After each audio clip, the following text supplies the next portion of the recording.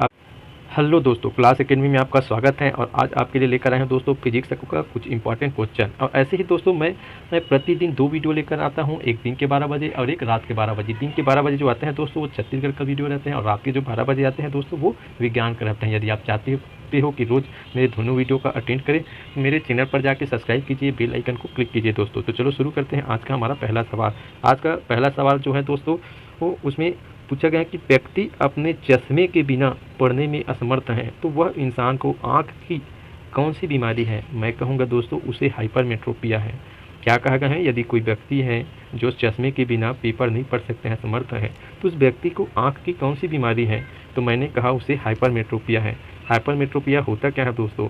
तो इस बीमारी में दूर की जो चीज़ है वो तो दिखाई देता है, लेकिन जो पास की चीज़ है वो दिखाई नहीं देते हैं दोस्तों। ऐसे ही आँख का एक और बीमारी है दोस्तों, वो इसके जस्ट उल्टा होते हैं दोस्तों, मायोपिया। और मायोपिया में होता क्या है दोस्तों? तो इसमें जो पास की चीज़ है वो तो दिखाई देते हैं, लेकिन दूर की चीज़ दिखाई नहीं देते हैं दोस्तों।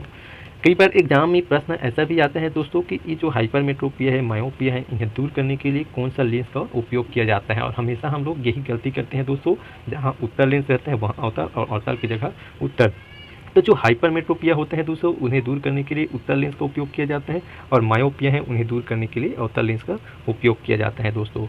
एक बात और है दोस्तों, वो जो मायोपिया है इसे निकट दृष्टि दोष कहते हैं, और जो हाइपरमेट्रोपिया है दोस्तों इसे दूरदृष्टि दोष कहते हैं। जो दूरदृष्टि दोष है उन्हें दूर की चीज़ दिखाई देते हैं, और जो निकट दृष्टि दोष है उसे निकट की चीज़ें दिखाई देते हैं।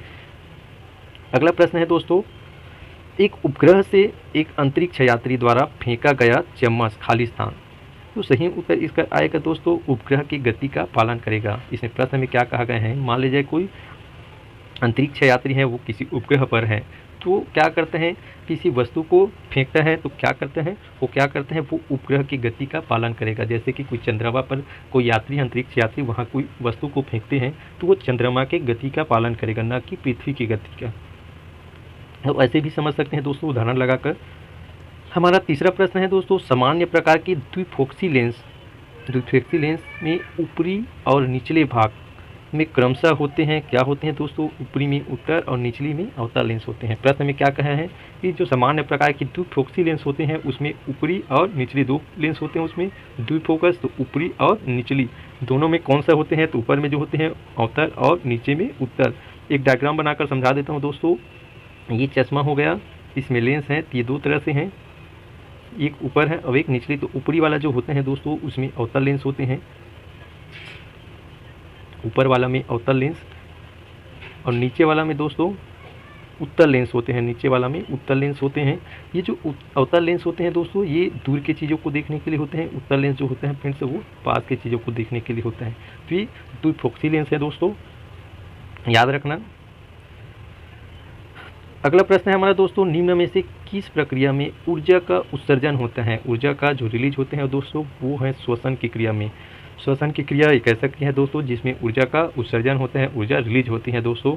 वो इस प्रकार की क्रिया में दोस्तों ग्लूकोज होते हैं, ग्लूकोज इन्वॉल्व होते हैं, ग्लूकोज C6H12O6। ये क्या करते हैं दोस्तों? ये ऑक्सीजन की उपस्थिति में 6O2 इसके साथ क्रिया करके दोस्तों बनाता है 6CO2 कार्बन डाइऑक्साइड, और 6H2O जल बनाते हैं, और साथ ही ऊर्जा उत्पन्न करते हैं दोस्तों।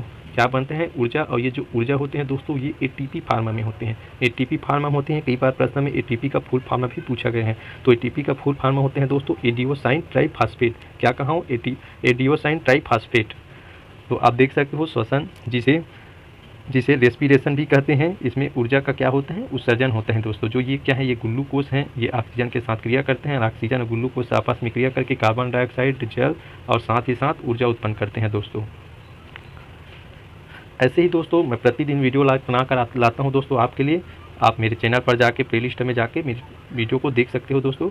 अगला जो सवाल है, पेंडुलम का द्रव्यमान दोगुना हो जाता है तो समय अवधि खाली स्थान, तो क्या होगा दोस्तों? इस तरह में सही उत्तर आएंगे समान रहेगी। क्या कहा गया है प्रश्न में? पेंडुलम का द्रव्यमान दोगुना हो जाता है तो समय अवधि खाली स्थान, ये आएगा समान रहेगी। कैसे दोस्तों? तो सबसे पहले आप पेंडुलम क्या है उसको समझो। एक घड़ी हो गया, घड़ी के नीचे एक घंटी लंबा घंटा जाता है, वो आगे पीछे मूव करते हैं दोस्तों। तो इन्हीं जो होता है नीचे साइड, इसी को ही पेंडुलम कहते हैं दोस्तों। जो घंटी रहते हैं उसे पेंडुलम कहते हैं। तो कहा क्या गया है कि दोस्तों इसका एक सूत्र भी है, याद रखो सूत्र T बराबर 2 पाई वर्ग L बटे G। यहाँ जो L है वो लंबाई है दोस्तों, L लंबाई है, और जो G है वो क्या है, ग्रेविटी है, गुरुत्व, और T है टाइम पीरियड, T समय अवधि को टाइम पीरियड कहते हैं, और इसे T से प्रदर्शित करते हैं। द्रव्यमान M से प्रदर्शित करते हैं, जिसे मास कहते हैं। देख सकते हो यहाँ जो समय अवधि है वो लंबाई पर निर्भर करते हैं दोस्तों, ये लंबाई पर निर्भर करता है, द्रव्यमान से इसका कोई लेना देना नहीं है दोस्तों। यदि ये जो पेंडुलम है इसकी लंबाई को बढ़ा देंगे तब समय अवधि में परिवर्तन होगा दोस्तों, द्रव्यमान से कोई लेना देना इसका नहीं है। तो इस तरह से आप पेंडुलम से संबंधित सवालों को हल कर सकते हो दोस्तों। अगला हमारा सवाल है, प्रकाश की किरण सघन, जिसे टेंसर भी कहते हैं, से दुर्लभ, जिसे रेयर भी कहते हैं, के माध्यम तक यात्रा करती हैं, तो यह खाली स्थान क्या होता है, सामान्य से दोस्तों इसका उत्तर आएगा सामान्य से दूर हटती है। क्या कहा गया है, जब प्रकाश की किरण सघन माध्यम से दुर्लभ माध्यम में यात्रा करती हैं, गुजरती हैं, तो क्या हो जाती हैं, सामान्य से दूर हट जाती हैं। मैं इसे एक डायग्राम से आप लोगों को समझा देता हूँ दोस्तों। ये एक तल हो गया, तल में एक सामान्य स्थिति बना देते हैं दोस्तों। मान ले जाए ये क्या हो गया, ये सामान्य स्थिति हो गया। अब मैं इसे मान लेता हूँ सघन माध्यम, और नीचे को मान लेता हूँ दुर्लभ, जिसे विरल भी बोलते हैं, दुर्लभ माध्यम मान लेता हूँ। जब सघन माध्यम से प्रकाश प्रवेश करते हैं कहाँ, विरल माध्यम में, तो ये क्या होता है, ये जो है ये सामान्य स्थिति है। ये सामान्य स्थिति से क्या होते हैं दोस्तों, ये दूर हट जाती हैं, सामान्य स्थिति से अपनी दूर हट जाती हैं। ये आप देख सकते हैं कि जो कोण है ये कितना बढ़ गया है, देख सकते हो। तो ये सामान्य से दूर हट जाती हैं। कई बार सवाल इसे उल्टा कर देते हैं दोस्तों, घुमा देते हैं। तो आप मान ले जाए कहीं सघन की जगह में दुर्लभ कर लेंगे और दुर्लभ की जगह में सघन। तो चलो सघन की जगह में मैं इसे दुर्लभ मान लेता हूँ, सघन को दुर्लभ और दुर्लभ को सघन मान लेता हूँ। तब जब प्रकाश की जो किरण है वो दुर्लभ से क्या करेंगे दोस्तों, दुर्लभ से सघन माध्यम में प्रवेश करेंगे, तो ये जो प्रकाश की किरण है वो अपने सामान्य स्थिति से नीचे झुक जाएंगे, अपने मतलब सामान्य स्थिति की ओर झुक जाएंगे। तो इस तरह से परिवर्तन होगा, तो इस स्थिति में पहला वाला उत्तर आएगा। तो ये सवाल जो है दो तरह से बनते हैं दोस्तों। एक तो पूछा जाता है सघन से दुर्लभ या विरल, और सघन से जब दुर्लभ में प्रवेश करेंगे दोस्तों तो ये दूर हटते हैं दोस्तों। ये पहले वाला में बताया हूँ दूर हटते हैं, और जब यही इसके विपरीत विरल से जब सघन में प्रवेश करते हैं तो ये सामान्य स्थिति से क्या करते हैं दोस्तों, नीचे की ओर झुकते हैं दोस्तों। ये बहुत इंपॉर्टेंट चैप्टर है दोस्तों, और ये इंपॉर्टेंट जितने भी प्रश्न है सब अपने आप में इंपॉर्टेंट है दोस्तों। और ये प्रकाश से ये प्रश्न कई बार पूछा गया है दोस्तों, तो इसे आप रट लो दोस्तों, ध्यान दे रहना। चलो आगे बढ़ते हैं हमारे अगले सवाल में।